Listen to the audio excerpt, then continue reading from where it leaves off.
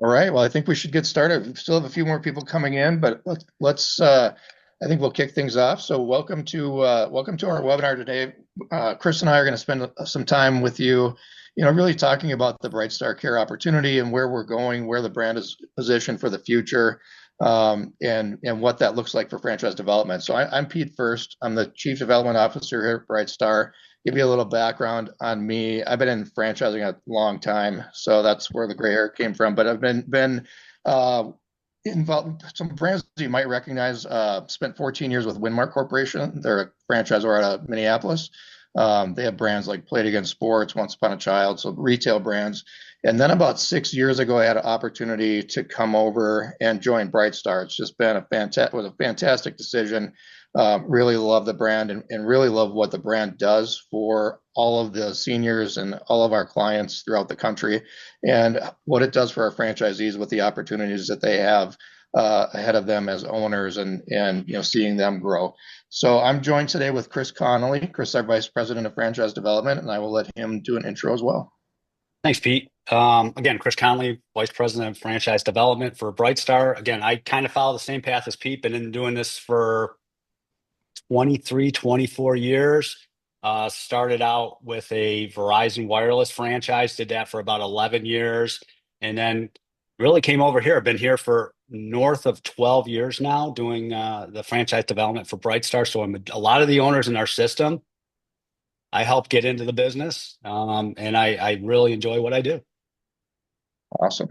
Great. And we're also joined today by Claire. Claire is she works with our franchise development department and her team on all kinds of different projects to help us get the brand awareness out there, and does a lot of, you'll probably seen a lot of the blogs that we have and a lot of the drip campaigns and emails that you've received. Those are all Claire's responsibility and her team. So she's going to be our moderator today because Chris and I need somebody to keep us on track. She's gonna handle that. So Claire, I'm going to kick it over to you. Sounds great. Thanks, Pete. Well, welcome everyone. To kick us off, the first question I have is for you, Pete. It is, BrightStar Care has seen tremendous growth. Can you share what's driving this momentum and what your vision is for expansion in 2025 and beyond? Yeah, I mean, this last year we reached a huge milestone with opening up our 400th location. We've got 412 open now, probably another 25 to 30 in the pipeline, if not more than that. Yeah, and the momentum just doesn't slow down.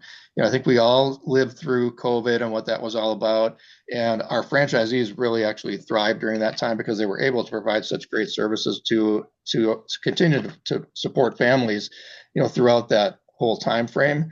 And what that did for us is it put more awareness on the brand and on what home care can do.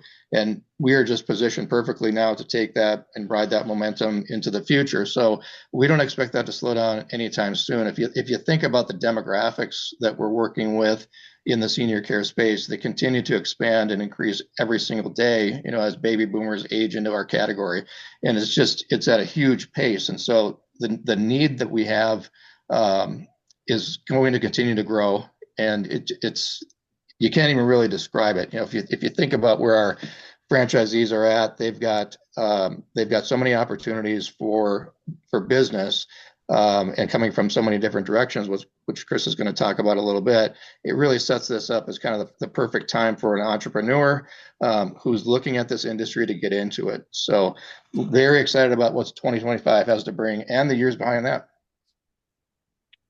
Awesome. Chris, for you, franchise development plays a crucial role in this growth that Pete just talked about. What key strategies are you using to attract and support new franchisees? And what are some of the reasons candidates are looking at BrightStar Care as a really great opportunity? A great question. So, my job is to really take candidates from their initial inquiry all the way through awarding. And what I'd like to do typically on my first call is really get to know them, like what's driving them to get into business, but more importantly, why are they looking at home care? And many of the candidates that we deal with are looking to get into something where they can make a difference in their community, right? They want to be in a business that kind of fills a hole in doing something well where they live.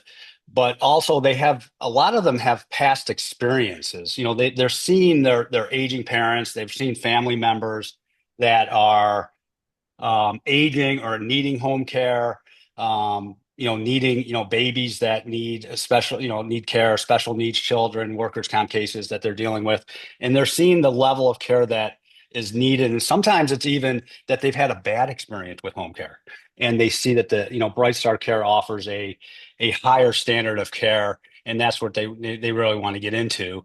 The other thing is we offer multiple revenue streams. So many of our home care concepts that are out there only handle personal and companion type care, basic level care. What BrightStar really allows them to get into is more of offering that skilled services, that hospital quality care in the home, and also staffing solutions. So again, more revenue streams with our opportunity, and they're looking for a business that they can scale.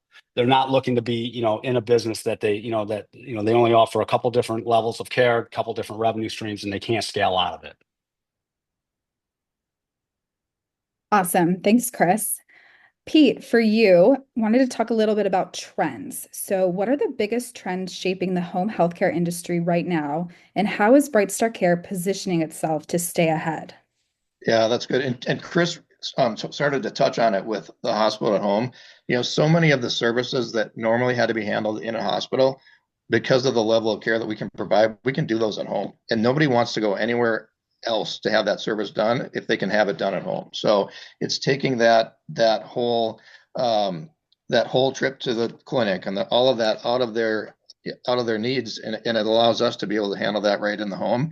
And for the discharge planners and the folks that are putting the service out to our franchisees, we're a great solution for that. So that's a big advancement, and we're really at the front of that. We've got some partnerships that are already in the works and growing those relationships across the country, and then our national accounts as well.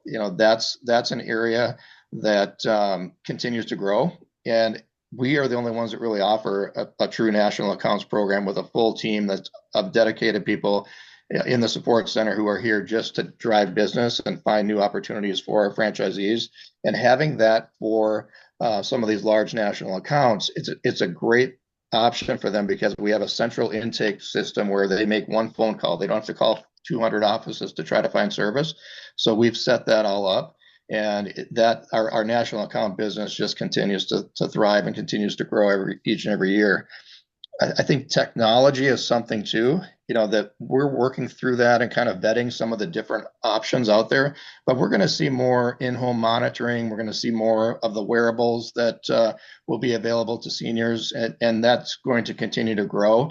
I think that there's some time that we like to make sure that everything that we do, we've tested and tried, and we know that it's the right thing, because we want to when we roll something out to our network, we've got to be very confident that that's the right vendor, the right product, and make sure that all of the checks and boxes have been checked as we've gone through that.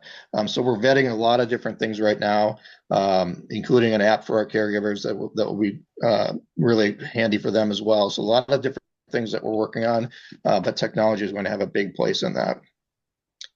And Chris, with all of these things that we're working on and all of the hospital at home and technology and national accounts, we really need to make sure that we have the right people too and the right franchisees. So, as the demand continues to grow and we see candidates come in, when you're on the front line of the conversation and really working through all of our candidates, what do you see as some of the qualities for an ideal franchisee in today's market? Yeah, good question. Again, we're, obviously with a franchise, it's got to be a two-way street. It's got, the candidate that needs to be a right fit for us. We need to be a right fit for them. You're getting into a franchise because of the proven model, the system, and really the support. So we're at the end of the day, we're looking for the best candidate, the best owner to join BrightStar that can really manage a team. At the end of the day, you got an office team that you have to manage, you have to coach, you have to make decisions on when to scale that office staff up, but also you have to manage a caregiver bench. So you have a bench of caregivers that are going to be deployed, that are going to be working in the homes, that you constantly have to be in touch with. and you have to be able to manage them, right? And you have to be able to constantly be recruiting, onboarding, and retaining those caregivers. You've got to be in a business, in this business that you want to help people. You got to be, we're in the business of changing lives at the end of the day, right? People are hiring us not because they uh, want to, they need to, right? So it's more of a need concept. And we really want owners that, want to serve, have a passion to serve. Change, I'm gonna ask Pete a question in a second, but this business is changing. The home healthcare business today won't be the home healthcare business 2 years, 5 years, 7 years from now. We need new owners that are coming in to adapt to the changing marketplace. And as we pivot the model, they need to adapt to that change to help us grow and help them keep growing. We are not looking for people that want to buy a job. Right. At the end of the day, we want you to build a business. We want you to scale. We want you to grow. Not somebody looking to get themselves into a job that, for 10 years, they put themselves in the office and ran the branch manager for 10 years. We're looking for people that can really scale the business. Because if you look at our model, we're a concept that can really grow. Our average unit is north of 2.4 million in average revenue. And we have a location that did north of $12 million out of one single location. So this is a business that you can really grow. The territories have no cap. You can really scale every territory to the maximum potential. Just obviously following the model, following the system, and that's what we need. We need people that coming in that can do that. And since I kind of touched on it a little bit with the changing marketplace. I know Pete works is on the executive team. And he's helping keep the model navigate the challenges of the landscape of home care. I wonder, Pete, can you just touch on just a couple things that we're seeing and doing?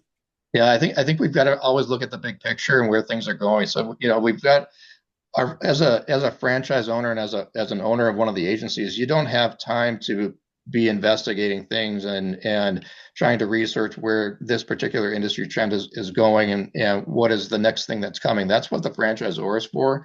And so, if you were trying to do this independently, you just don't have time to keep up. We really want our franchisees focused on providing that high level of care to all of their clients and continuing to serve more people across their territories and in their markets. So, it's important to have the franchisor be that leader for you and help you find those things. So we've got, a whole strategy team that are looking at different options and different things that we'll be able to roll out to our franchisees. Ongoing training and support is, every franchisor talks about that, but we really go kind of above the norm, I think, with that.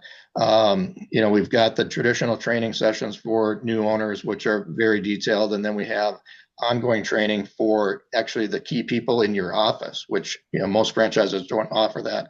But we feel like the better your team is trained, the faster that you can ramp up and the more successful that you'll be over time. So we continue to do that.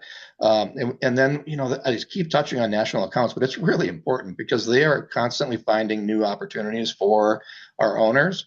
And some of the times the new opportunities that come to us are something that a franchisee found in their market, and then we're able to work with them to expand that to other owners across the country. So, having somebody there that's their sole focus is to support you as an owner, but then also find new ways to expand your business is so key, and that's what the Franchise Support Center does. Wonderful. And Pete, for you, I know you touched a little bit just about franchisee support. And, from my lens, it's so fantastic talking to so many franchisees who always share how supportive the BrightStar Care Network is in getting their businesses up and running. Pete, could you talk a little bit more just about different ways that BrightStar Care really empowers franchisees to succeed and offers that strong support? Yep. So I touched a little bit on it. So we've got ongoing training, for our franchisees. And then I didn't mention the clinical side. So we have a whole clinical staff that works with your directors of nursing and works with the other parts of the clinical team that need that. And we want to make sure that we're doing that so everybody's up to date with the current standards, the processes and procedures. This industry changes all the time. So it's important for us to be at the front of that, to provide that clinical support. One of the ways that we do that is we have 2 national conferences for our franchisees each year. So the first one is Branch Leadership. It's coming up in a month and a half or so, right around the corner. And so that conference focuses on all of the key people within the office. So it's the salesperson, it's your operations person, branch manager, your clinical, director of nursing. So there are tracks and educational tracks all the way through that conference geared directly towards that, to provide more training, additional opportunities, best practices. And one of the great things about that is you're working with your peers. So you've got franchise teams from the franchisees agencies that are all there. There's several hundred people that are attending. So it becomes a great networking opportunity for those in the office who can find out and learn from their peers. Second conference that we have is geared towards our franchisees. So it's similar concept as the branch leadership, but this brings in a more focus on the actual owner and what the owners are doing and what they're experiencing. And this is where we introduce new initiatives and things that we're rolling out as a brand. A lot of our panel discussions that we have, almost all of them are peer-to-peer. So it's franchisee sharing what's working within their market, because it's really important to hear that from other owners. So we really focus on that. And then we have specific training and certain objectives that we're running within that. But just like anything else, there's so much information that is gathered from the formal portion of it, the presentations, but tons of information gathered between each other, as when you're out to dinner with the fellow owners and things like that. That's where a lot of things grow and come from. And we have a really supportive network of franchisees. One of the cool things that we do is we've put together performance groups. And so these are groups of 8 to 10 franchise owners from different parts of the country, different revenue levels, but all with that same goal to utilize all of their collective knowledge and help bring the businesses forward. So, it's a very varying levels of experience. So you could have a newer owner who's been in maybe 1 or 2 years with an owner that's been in 10, 12, 14 years. So it just gives a good cross section with that, but it opens up ideas that, one of the reasons we don't have everybody from one state in a specific group is because we want to, you sort of have groupthink then, and you're only looking at, this is the only way things work because this is California and this is what I'm doing. But you bring in California, somebody from Colorado, somebody from New Jersey, and you put that group together and you get a lot of different ideas. So it becomes a group that's really accountable to each other. It's almost like a reward to get into a performance group. And they work with each other. They go through each other's P&Ls. They're very helpful with each owner. And we just hear tremendous. It's one of the biggest things that people talk about as a franchisee is being a part of that performance group, because they do become really good friends also as they're going through that. So all of these things that we have really are just designed, again, just to continue to push information and provide support and help the agencies grow within their markets. And Chris, you've been with BrightStar Care for a little over 12 years now. Of course, you know a lot about the home healthcare industry and then the franchising industry. So could you talk a little bit about just what you see that sets BrightStar Care apart from other home healthcare franchises when it comes to the long-term growth of the brand? Yeah, great question. I love this question. I like to spend a lot of time on this question. So I'm going to try to slow it down a little bit. So I know there's a lot of people on the phone and maybe taking notes, but obviously if you have questions after, I'm happy to jump on. But again, one of the biggest differentiators for us is obviously our revenue streams. We have really 5 different revenue streams that we allow our owners to tap into. Obviously we have the traditional space of personal and companion care. Again, companion care is your non-medical, non-touching business. That's going to be your transportation, your light housework, your meal prep, your companionship. We then move into personal care. So personal care is more of your touching services, bath visits, dressing, grooming, feeding, medication reminders, helping somebody up and down the stairs, traditional home care. And then what really separates us is getting into that skilled nursing care, which is that hospital quality care in the home. Patient's care is typically overseen by a licensed practical nurse or registered nurse. So it's going to include services like, I don't know, bandage care, shots, blood draws, medication setup and dispensing, ventilator service, oxygen, infusion therapy. And just to show you the scope of that business, it's close to 37.5% of our system-wide revenue comes from skilled nursing care. It's not a small revenue bucket. And then we move into staffing. So we do provide third-party staffing contracts to hospitals, doctors' offices, labs, schools, nursing homes, hospice care. When they need additional support brought in, or they need us to go out and support a patient on their behalf, they can utilize, your agency for temporary staffing solutions. And that's close to 10.7% of our business. So almost 50% of our business comes from, I would say, outside of the personal companion care space, which is most of our competition in the franchising community. And then we also move into national accounts. Pete's touched on it a couple times. National accounts, we have north of 180 national accounts, insurance companies, long-term care, workers' comp, VA, Medicare Advantage, staffing, infusion, wellness clinics, flu clinics, sending our owners business. And again, to show you the scope of this business, 2023, again, we'll have our 2024 numbers released soon. North of $224 million in revenue has come from our national account network in 2023. Again, free business for our owners. All they had to do was accept the referral, go out and provide the care, and then build back that national account. All of our agencies have to achieve Joint Commission accreditation. And again, if you don't know who the Joint Commission is, most of my candidates don't. It's the highest accreditation you can receive in the medical community. So traditionally, most states don't require any accreditation at all to do home care. You need a license usually, but you don't need to be accredited. We obviously run a model, right, that allows us to achieve the Joint Commission standards and the accreditation. So it allows us to brand ourselves as a premium provider of care. It validates our program with those referral sources, the people that are actually referring us business. All of our agencies have to carry at least a part-time director of nursing. So we do provide nurse-led care. So this director of nursing typically helps our owners with recruiting, training, and onboarding caregivers, but their main job is to go out, work with families, work with patients, establish a plan of care for each and every patient that's unique to that patient, and then manage the plan of care on an ongoing basis. Very unique in the space. Most of our competitors don't even carry a nurse on staff. Again, I touched a little bit on national accounts, but again, it's free business for our owners. It's business they don't have to go find. Obviously, it allows our owners to, when they take a client from national accounts, basically cost of acquisition for that client zero.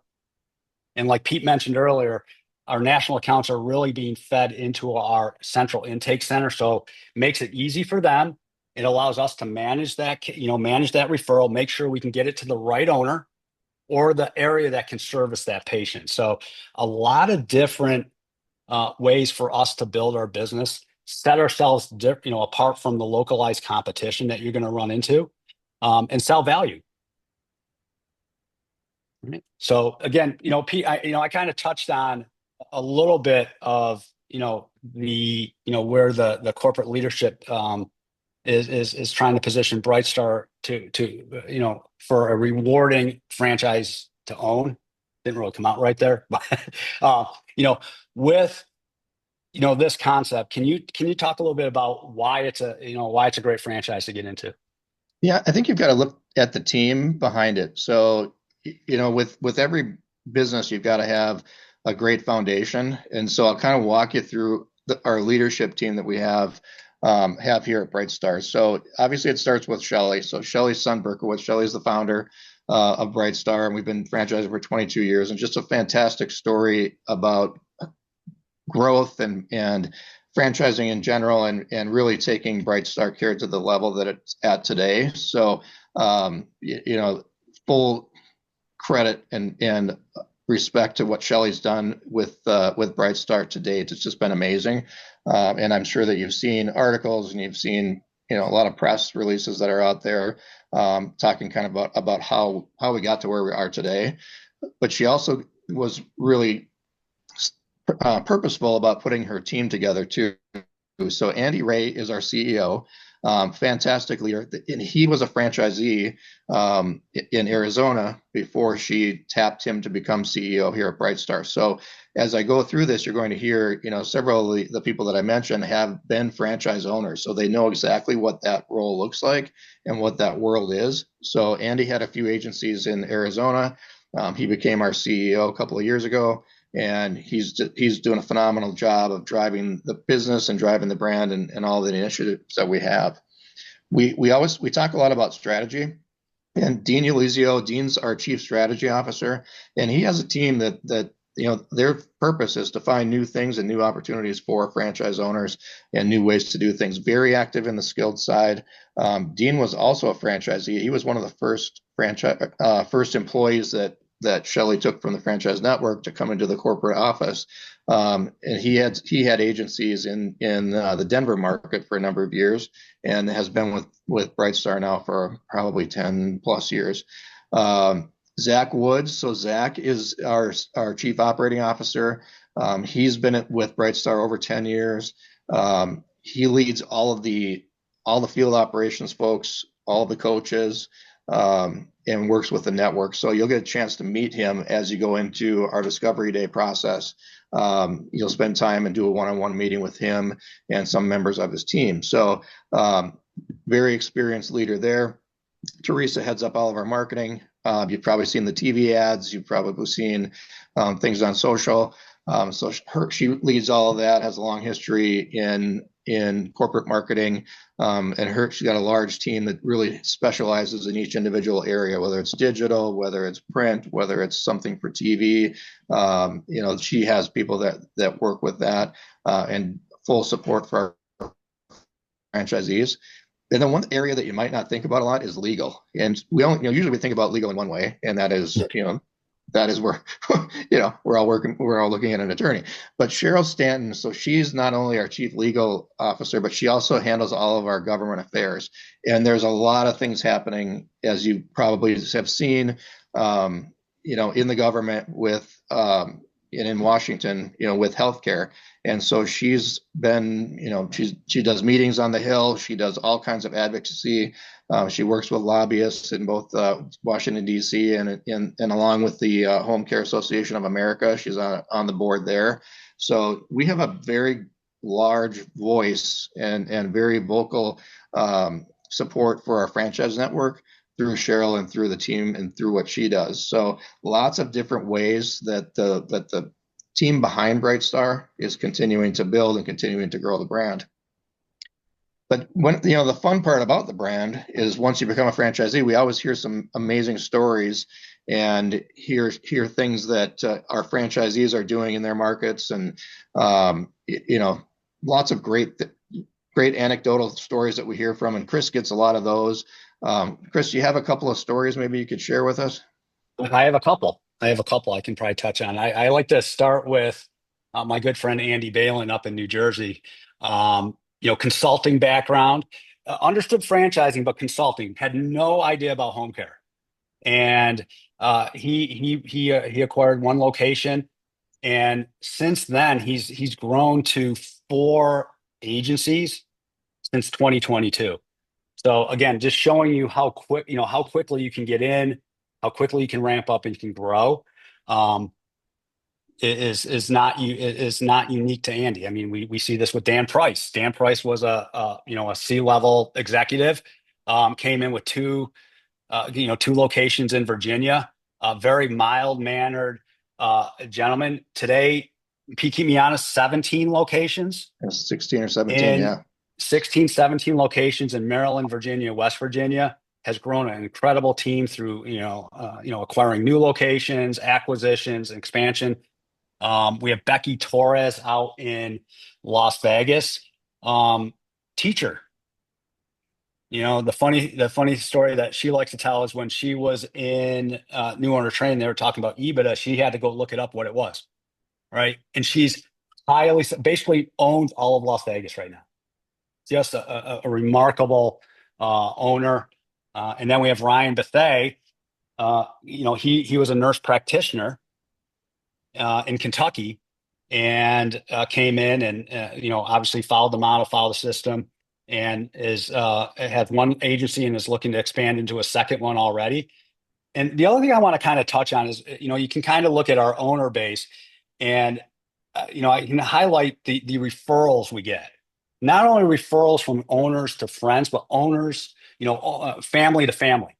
So we have the O'Connor brothers down, Mike O'Connor in Georgia, right, owns 3 or 4 territories, and he referred his brother Matt in Raleigh, and he's got 3 or 4 territories now.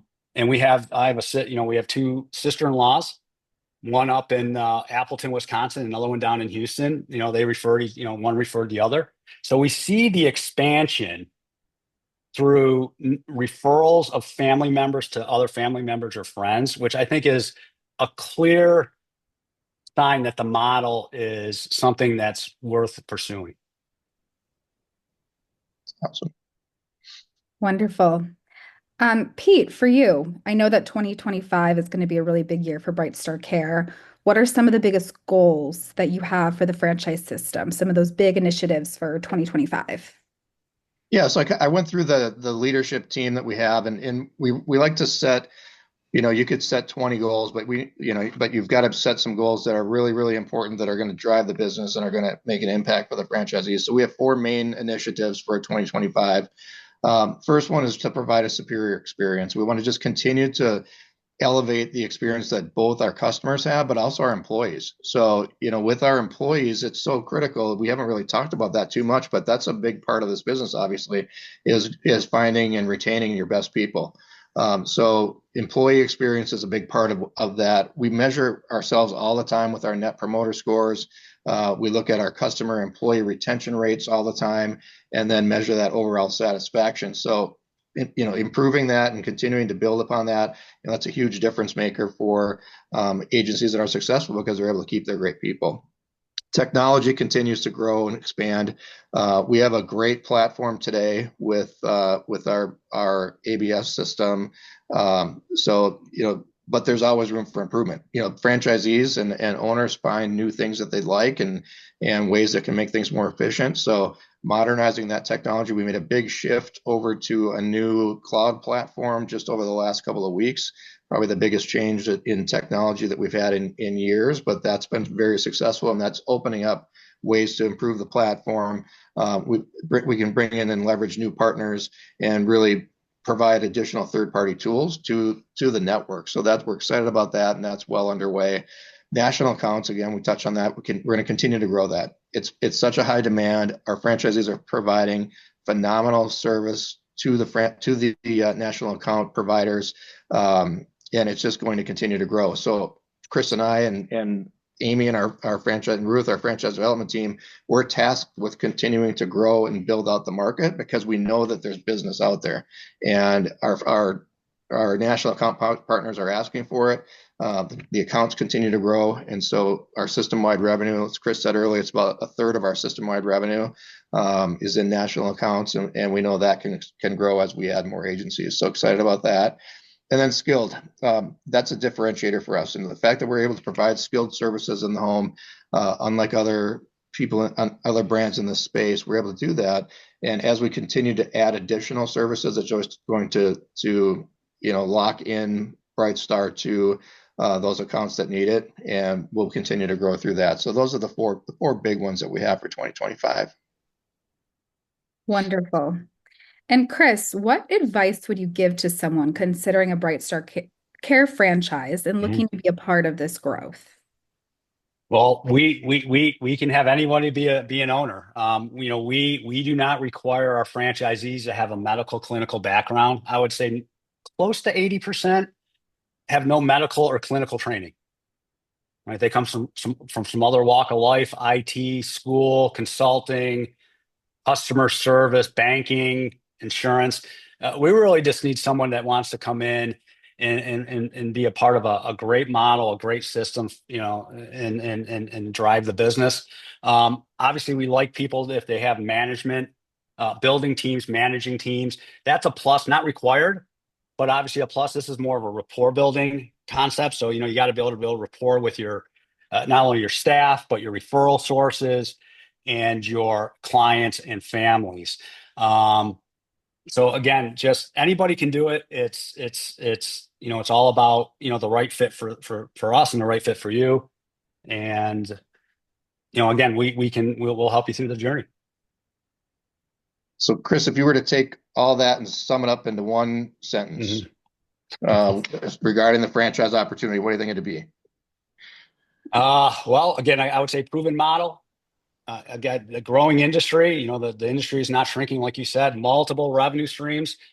Again, being able to get outside that personal companion care space, and uncapped potential. Again, we are not limited to a single location. Obviously we can service patients in the home, and that business is uncapped. And since you asked me a question, what advice would you give franchisees looking to maximize the growth in this industry? Obviously, it's what would you say to that? Yeah, I would say, everybody's on this call today because you have an interest in this, and you have an interest in this industry and BrightStar in particular, and you've got an opportunity in front of you, and you can't really take advantage of it until you actually get your agency open.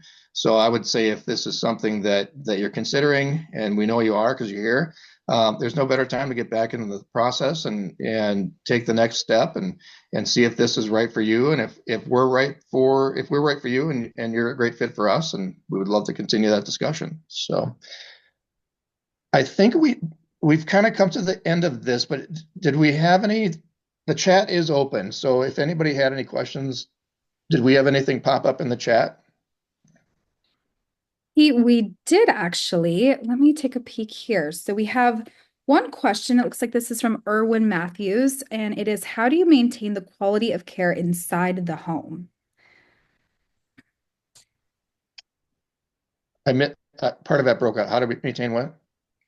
The quality of care inside the home. So maybe Erwin is kind of talking more about just the quality of care within like each franchise location. How does that maintain across the whole franchise system? Hopefully I'm relaying that correctly. Yep, Chris, go ahead. So I'll take that one. So again, with all of our agencies, we have that director of nursing that's on staff that's overseeing the plan of care for each and every patient. That nurse is going to develop the plan of care. They're actually going to go out on on a certain cadence, depending on what type of care case it is, whether it's personal, companion, or skilled, and go out and watch the caregivers do their job, coach them where necessary, and then make sure that patient is responding to the plan of care. They also review the plan of cares that the caregivers are doing each week on a weekly basis, and they do that through our system. And we only use screened and credentialed caregivers. I think that's another differentiator for us. We typically do not use home health aides. So all of our caregivers are typically CNAs or above, depending on the care. So we're putting a higher quality caregiver into the home to begin with. Plus, we have the RN oversight. Plus, we're Joint Commission accredited. So there's a higher standard of care that's going to be delivered on each and every case. That's great. I see a couple of more questions that came in. So population size of territories. So our traditional territory is anywhere from 200 to 300,000 in that range. We have territories that are larger. What we have found, and we've found this through a lot of data, is that a large territory doesn't necessarily translate into a large amount of revenue. They don't have that correlation. We have very, very successful and large agencies and population bases of 200 to 250. A lot of it really boils down to the owner. So I think we as you look at this and consider the territory, we provide you with all the demographics. We provide you with the senior counts, the income levels, and all of the key data that you need to make a decision. And we can look through that with you. But territory size starts in that 200 to 300 range. From an investment perspective, do you want to take that one, Chris? What's the initial investment overall? Yeah, typical investments around, I would say 112 to 232,000. Most people end up somewhere in the middle. I would say 175 is a good number to kind of keep in the back of your head for opening your doors. That includes everything from franchise fee to lease deposits to travel for training down to pens and paper. And then you're going to need cash reserves, typically around $125,000. I'm not saying you're going to need it all, but we're going to want you to have access to it. So a good number, all in, doors open, cash reserves, about 300,000. We do, most of our candidates will look at SBA. And I would say that the cash injection from the candidate side is going to be around 50,000-60,000, with another maybe 50,000 sitting on the sidelines to run the household while you get the business up. And that'll allow you to get a loan for about 250,000. Yeah. Chris, I'll let you take the next one too, since you're doing such a good job. So typical timeline from today being interested in starting the process to actually being able to open. Depends on the state, but I would say the awarding process, our goal is not to rush people through. It's, there's a cadence that we like to follow. I would say about 60 to 75 days to go through from this call to being able to actually probably execute a franchise agreement.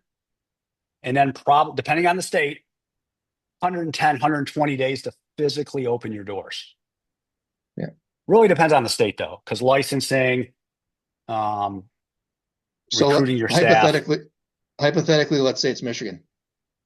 Michigan, I would say, the awarding process, 60, 75 days and probably 90 to 110 days to open up your doors, because there's, it's not a very high barrier to entry state on licensing, which is sometimes the thing that we can't control. So I would say probably 90 to 110 days to get open in Michigan. Yeah, good. And then another question on financing. We do have banks that we work with, and we have franchise lenders that we work with as well. So we're happy to get you connected with them as you go through this. All right. I think that's the questions that we had so far. You guys, any questions that come up afterwards, feel free to reach back out. You have our information. And you can reach back out to Chris or myself or anybody on our franchise development team. We really appreciate you joining us today, and hopefully we've answered some questions that you may have had in your mind about our process and about the company and about the opportunity.